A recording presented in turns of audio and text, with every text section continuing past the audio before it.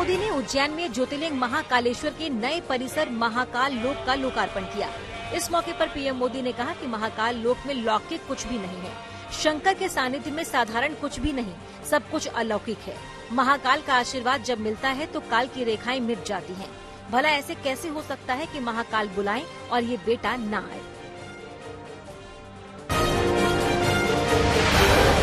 जय महाकाल, जय जय महाकाल।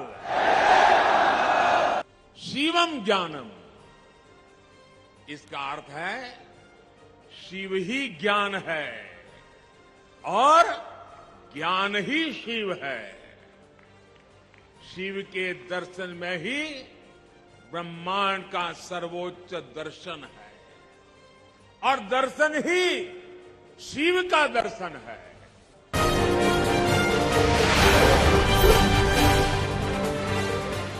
महाकाल लोक के लोकार्पण से पहले पीएम मोदी ने भगवान महाकाल के दर्शन किए। महाकाल को चंदन, मोगरे और गुलाब की माला अर्पित कर जनेऊ चढ़ाया, सूखे मेवे और फल का भोग लगाया, दक्षिणा अर्पित की। पीएम मोदी संध्या आरती में भी शामिल हुए। महाकाल के दक्षिण दिशा में बैठकर रुद्राक्ष की माला से 3 मिनट तक जप करते हुए ध्यान लगाया।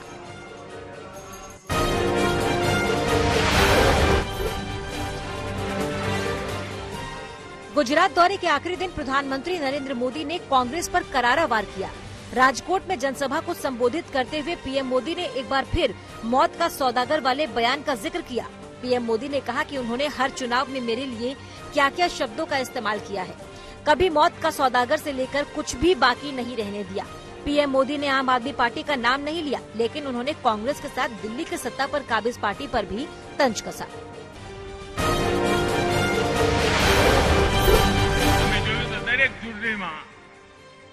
मारा माटे एवा अपशब्दो वपराय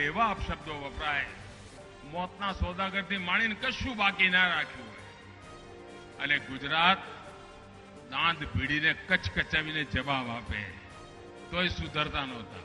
પણ આ વખતે આપણે નવી ચાલ ચાલુ કરી છે ભાઈ। તમે જોયું હશે આ વખતે કોંગ્રેસ કોઈ સભાઓ નથી કરતી, મોદી ઉપર હુમલો નથી કરતી, अपशब्दों જરાય ઉપયોગ નથી કરતી।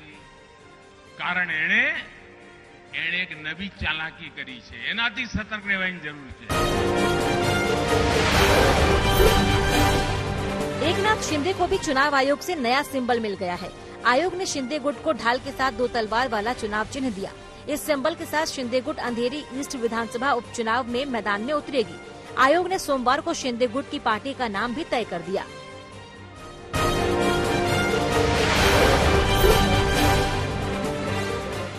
आदित्य ठाकरे ने शिंदे गुट पर जोरदार हमला किया।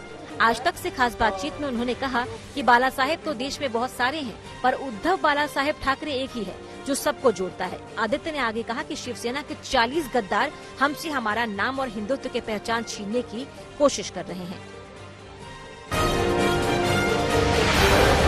मुझे दर्द इसी बात का है, दुख इसी बात का है कि ये जो 40 गद्दार है, उन्होंने हमारा नाम छीनना चाहा, उन्होंने हमारा जो इलेक्शन सिंबल है वो छीनने की कोशिश करी है, वो हमारे मुद्दे छीनना चाहते हैं, लेकिन कभी भी वो हमारे जो प्रिंसिपल्स है वो छीन नहीं सकते। गद्दारी उनके जहन में थी, गद्दारी उनके खून में थी, और उन्होंने आज ये कर दिखाया है कि जो कभी पहले किसी ने सोचा नहीं था। किसी ने ये नहीं सोचा कि कोई भी ऐसे एक पक्ष को छीन सकता है और ऐसी गंदी हरकत कर सकता है।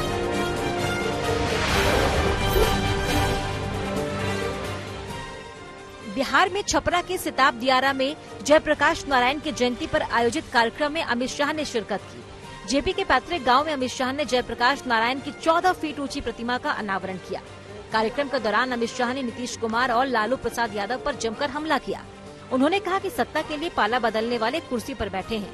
उन्होंने कहा कि जेपी ने सत्ता का कभी मोह नहीं किया, लेकिन लालू यादव, नीतीश कुमार वही कर रहे हैं। मैं बिहार की जनता को पूछने चाहता हूं, जो जेपी का नाम लेकर जेपी आंदोलन से उपजे नेता आज कांग्रेस के गोदी में बैठे हैं केवल और केवल सत्ता के लिए, उसके साथ आप सहमत है क्या? जयप्रकाश जी ने जीवन भर सत्ता के लिए कुछ नहीं किया, पूरा जीवन सिद्धांत के लिए, और आज 5-5 बार सत्ता के लिए पाला बदलने वाले लोग बिहार के मुख्यमंत्री बनकर बैठे हैं। दिल्ली के पूर्व मंत्री राजेंद्र पाल गौतम से पुलिस ने करीब 3 घंटे तक पूछताछ की। पूछताछ के दौरान उनके समर्थक पहाड़गंज थाने के बाहर मौजूद रहे। पूछताछ के बाद राजेंद्र पाल गौतम ने कहा कि मेरा समाज मेरे साथ है, मुझे किसी की जरूरत नहीं है। राजेंद्र पाल गौतम पर विजयदशमी के दिन बौद्ध सम्मेलन में हिंदू देवी देवताओं को नहीं मानने की शपथ दिलाने का आरोप है। विवाद बढ़ने पर रविवार को उन्होंने मंत्री पद से इस्तीफा दे दिया था।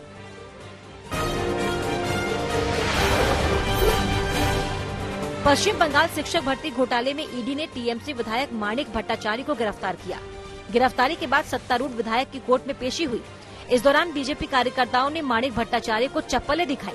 बीजेपी कार्यकर्ताओं ने चोर चोर के नारे भी लगाए। शिक्षक भर्ती घोटाले में ईडी ने पार्थ अर्पिता के बाद तीसरी बड़ी गिरफ्तारी की। घोटाले के वक्त भट्टाचार्य शिक्षा बोर्ड के अध्यक्ष थे। माणिक भट्टाचार्य को 29 सितंबर को सुप्रीम कोर्ट से गिरफ्तारी में राहत मिली थी। उस वक्त सीबीआई उन्हें गिरफ्तार करना चाह रही थी, जिस पर भट्टाचार्य कोर्ट चले गए।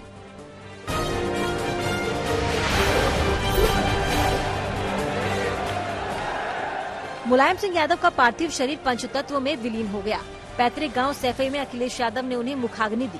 राजकीय सम्मान के साथ हुए अंतिम संस्कार में रक्षा मंत्री राजनाथ सिंह मौजूद थे। नेताजी को आखिरी विदाई देने तेलंगाना के मुख्यमंत्री केसीआर भी मौजूद थे। साथ ही झारखंड के मुख्यमंत्री हेमंत सोरेन और छत्तीसगढ़ के मुख्यमंत्री भूपेश बघेल भी मौजूद थे। एनसीपी प्रमुख शरद पवार भी सैफई पहुंचे। बेहद करीबी माने जाने वाले अमिताभ बच्चन के बेटे अभिषेक बच्चन मां जया के साथ पहुंचे। उद्योगपति अनिल अंबानी ने भी नेताजी के अंतिम दर्शन किए।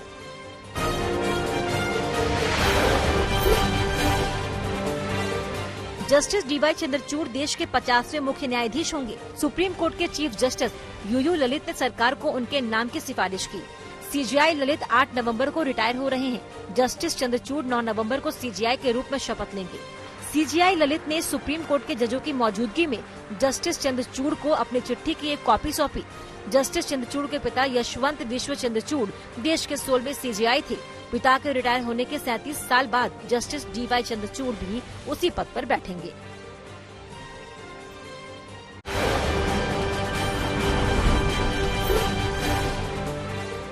मिशन गुजरात के लिए आज से बीजेपी गुजरात गौरव यात्रा का आगाज कर रही है। इसके तहत राज्य में पार्टी 5 यात्राएं शुरू करेंगी, जो अलग अलग जगहों पर आयोजित की जाएंगी। 11 दिनों तक चलने वाली बीजेपी की इस गुजरात गौरव यात्रा का शुभारंभ पार्टी अध्यक्ष जेपी नड्डा मेहसाणा के धाम बहुचाराजी माता मंदिर से करेंगे, जो कच्छ तक जाएगी। दूसरी यात्रा भी नड्डा शुरू करेंगे, जो द्वारका से शुरू होकर पोरबंदर में खत्म होगी।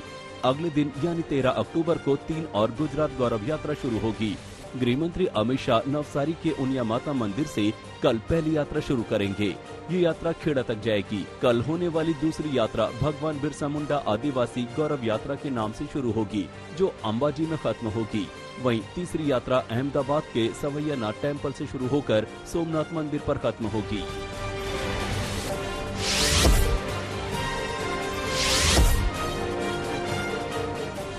कांग्रेस अध्यक्ष पद के चुनाव के लिए पार्टी नेता शशि थरूर आज गुजरात दौरे पर हैं, जहां वे अपने पक्ष में वोट मांगेंगे।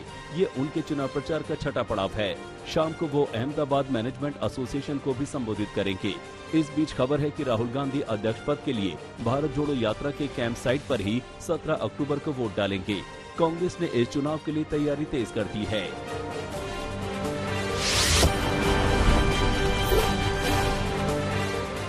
मौसम बदलने के साथ ही पहाड़ों पर नजारा भी बदल गया है। हिमाचल प्रदेश के मनाली, लाहौल समेत कई इलाकों में बारिश के बाद तापमान में गिरावट आई है और अब वहां जमकर बर्फबारी हो रही है।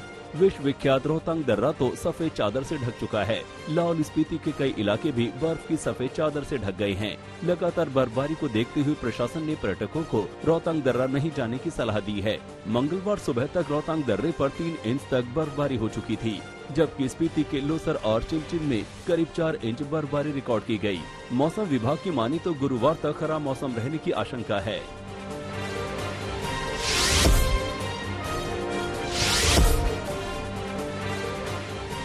देश के कई हिस्सों में मूसलाधार बारिश का दौर जारी है, जिससे जनजीवन प्रभावित हुआ है। एक ऐसी ही तस्वीर कर्नाटक के कोप्पल से आई है। वहां भारी बारिश के बाद एक सड़क सैलाब में समा गई। अंडरपास में पानी भर गया, जिसमें एक ट्रैक्टर पर सवार कुछ लोग फंस गए। अंडरपास के किनारों से बारिश का पानी लगातार वहां भरता रहा, जिसकी वजह से संकट गहराया।